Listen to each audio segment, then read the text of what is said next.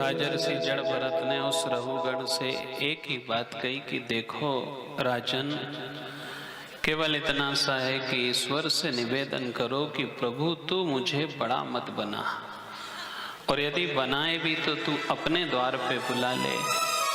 इसलिए देखो जितने जितने हम संपन्न होते जा रहे हैं, ईश्वर जितना धन संपन्न बनाता है उतना धर्म से दूर कर देता है।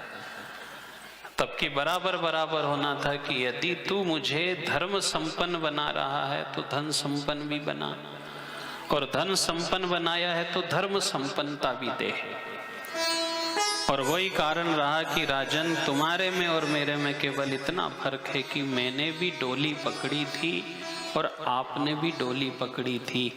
आपके पकड़ने में और मेरे पकड़ने में ये अंतर था कि मैंने डोली को अकल से पकड़ी थी और तुमने अकड़ से पकड़ी थी। और जीवन अक्ल से ही जिया जा सकता है, अकड़ से नहीं जिया जा सकता। तुम किस अकड़ में हो कि तुम बहुत बड़े राजा हो? तुम्हारे से ऊपर भी एक महाराज बैठा है जिसका नाम ईश्वर है, गोविंद है। उसने सब दिया है, उसे मांगो, वह जो दे रहा है वह उसकी इच्छा से देगा।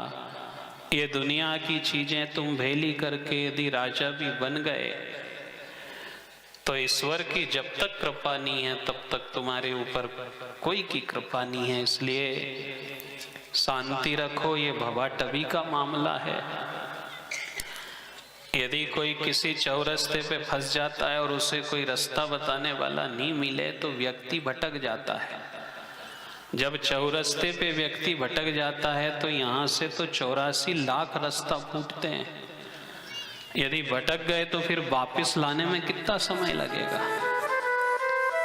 और यहाँ सब लोग मिलेंगे राजन, बार बार नाते मिले रे लख 84 माह, लेकिन सतगुरु ना मिले जो पकड़ उतारे बाह। सब लोग मिलेंगे पर कोई अच्छा व्यक्ति तो कम ही मिलेगा।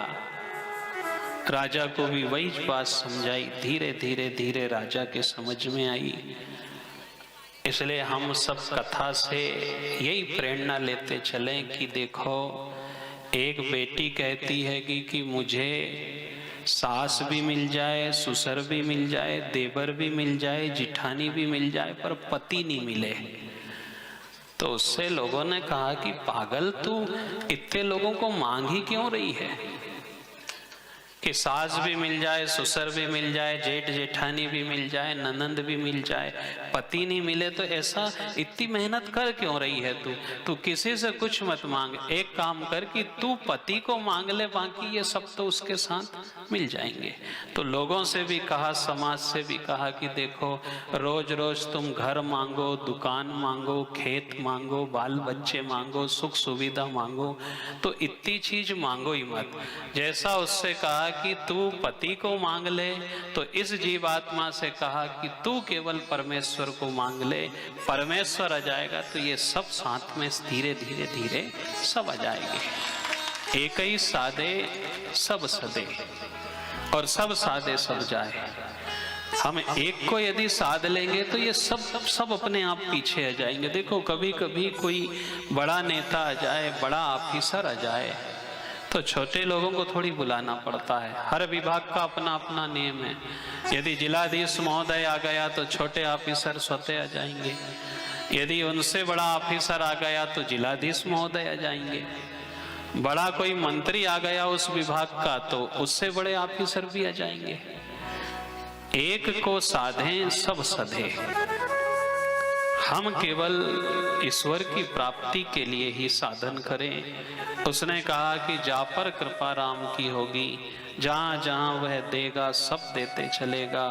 राजर्षि जड़ भरत को ये बात समझाने में समय लगा, पर धीरे धीरे रहुगण में दासत्व स्वीकार हो गया कि देखो राजन, यदि हम समय पे नहीं जागते हैं तो ऐसा समय आता है कि वह हमें ही परेशानी में डाल देता है।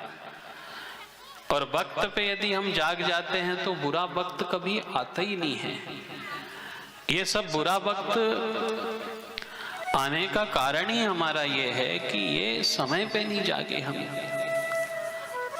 राजर्षि जड़ भरत के वक्तव्य से राहुगढ़ ने दासत्व स्वीकार कर लिया। और एक बात और कह दी कि देखो राजन, यदि हम समय पे नहीं चलते हैं, गलती करते हैं,